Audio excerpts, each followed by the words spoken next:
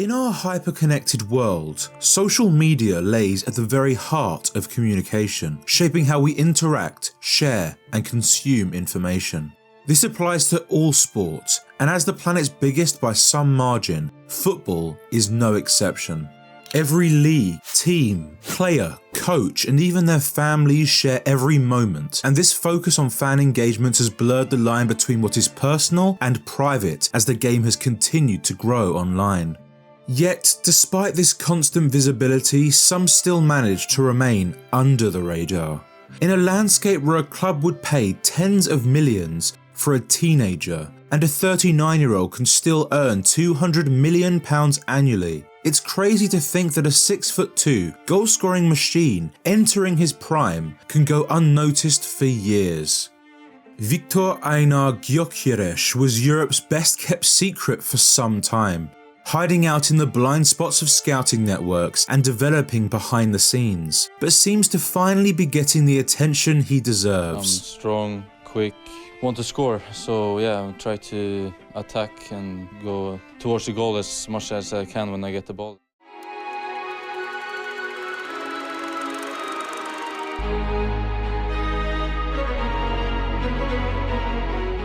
Born and raised in Stockholm, he made the wise choice of EF Brommapojkarna, a club to the west of the capital with an incredible youth academy, boasting the highest count of active youth teams of all ages across the continent.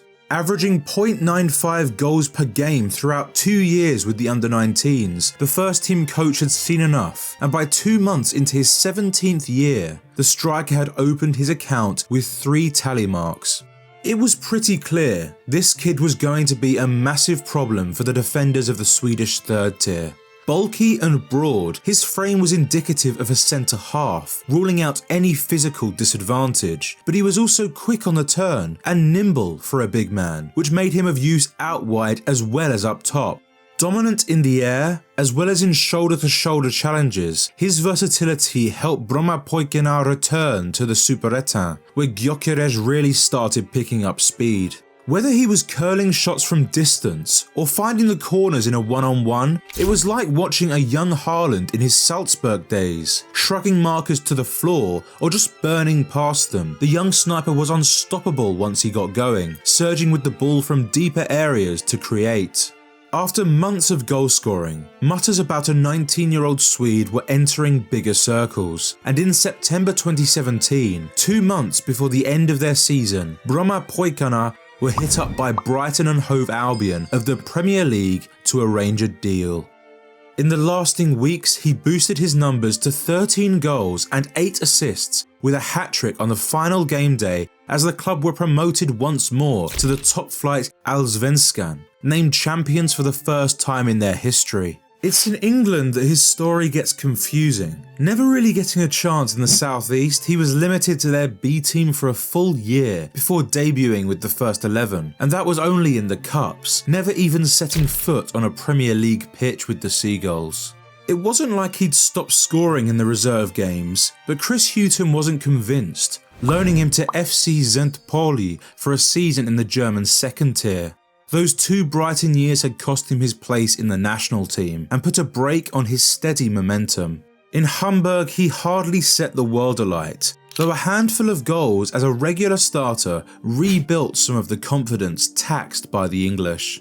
September 2020 saw his short-lived return to the Amex, scoring once before entering a phase many unsettled footballers go through in their younger years. Thrown around from Brighton to Swansea, where he spent a miserable 3 months, then recalled ahead of a winter move to Coventry, it was enough to give the 22-year-old whiplash.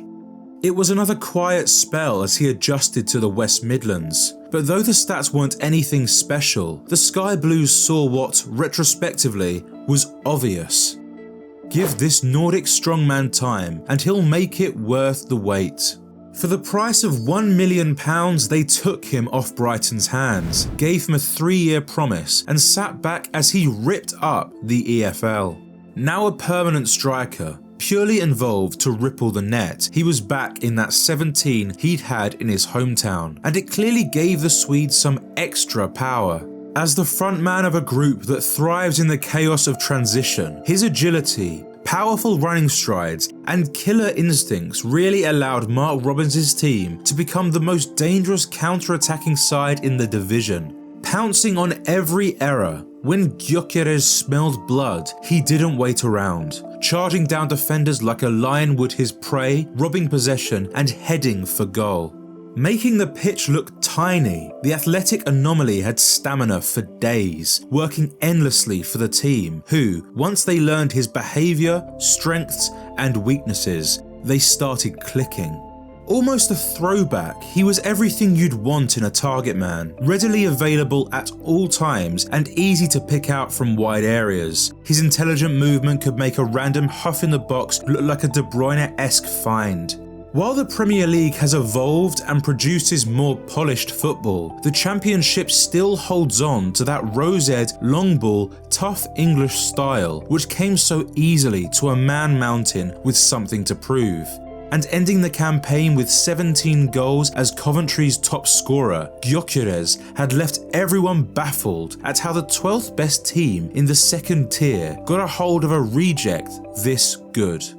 Still only 24, the improvements to make were down to time, like his football instinct, tactical knowledge and upping his conversion rate. But whatever happened over the summer of 2022, it wasn't a man that emerged, it was a monster. From the first game at the Stadium of Light, his shoulders seemed broader, feet quicker and shots more forceful. Then in Luton, another glimpse of an even scarier striker, who with or without the ball at his feet moved like a locomotive, covering 60 yards in a matter of seconds and still saving enough energy for a composed finish on his weak foot. This went on all year, bullying defences with his sheer physicality, bolstered by the confidence that came with knowing none of these pros stand a chance. Amazingly aware of his time and space, he dispelled every myth about hulking forwards being one-dimensional or clumsy. Clearly the sharpest and most alert player for Robins, who depended on his singular talent to carry them up the table. All great goalscorers need a signature celebration, and it was around this time he found his. Whether a nod to the fictional serial killer Hannibal Lecter or steroided supervillain Bane, it fits his image as the destroyer of defences. By May, he'd hit the 20 mark for the first time ever, while adding another 10 assists to push the team to new heights, securing a playoff spot to have a say in the fight for promotion. Reaching the final at Wembley, a fairy tale story came to a sudden end as Luton Town put away the penalty Coventry couldn't to steal their spot and lock the door behind them on the way to the Prem. The bitter truth that every fan had to face was that they had a star way too good for the Championship, a big fish in a small pond, and the inevitable came in July. Sporting broke their own transfer record with a €20 million splash on someone to hoist them back into the title race. Ready to take on the number 9, Lisbon was a major jump from the West Midlands, and the way of playing far different in the Primeira Liga, though in a 3-4-3 with top-notch deliveries flying in from Pedro Gonçalves, Trincao and Marcus Edwards, the quality around him simplified his job. Instead of having to carry the ball forward himself, Gyökeres just had to get in the box and answer their crosses, his bread and butter, which meant that before long, his numbers got more and more absurd. A double on his debut was a sound warning to the teams across Portugal of what was coming their way, and he didn't disappoint, continuing to outmuscle and dominate centre-halves. It was like watching men versus boys at times, able to do whatever he wants, and the floodgates opened. Using his left or right interchangeably, it was hard to predict which way he'd go, and the aforementioned power mixed with technique meant he could hit it first time from tight angles and catch out the keeper. Now timing his jumps to perfection, his headed goal haul was growing, putting away knock-ons or bullet headers from range thanks to his thicker neck. The real strength of Gyökeres is that he has no specific trademark goal type. He can do it all, and it's down to his work ethic and fitness. Recovering possession in the final third more than anyone else, many of the chances he took were all of his own making. Providing a hat-trick of assists in a game last January, he's been far from selfish, listed in the top 10 for key passes as well. Everything he does is intended and assured, from dribbling to finishing, and there's no luck involved. He's become a top European striker in a matter of months, converting 10 braces and 2 hat-tricks to stretch his total to 43 goals from 50 matches, 29 of which came in the league, awarding him the Bola di Prata. Never before had the Lions won all home games in one campaign, but with the Swedish influence, they'd managed it, along with a bunch of other club records, including winning the most games in a season and accumulating more points than ever before, losing only 2 matches all year. 10 points clear of their arch rivals, this was amongst Sporting's finest years to date, and the difference maker was this hidden gem now impossible to overlook.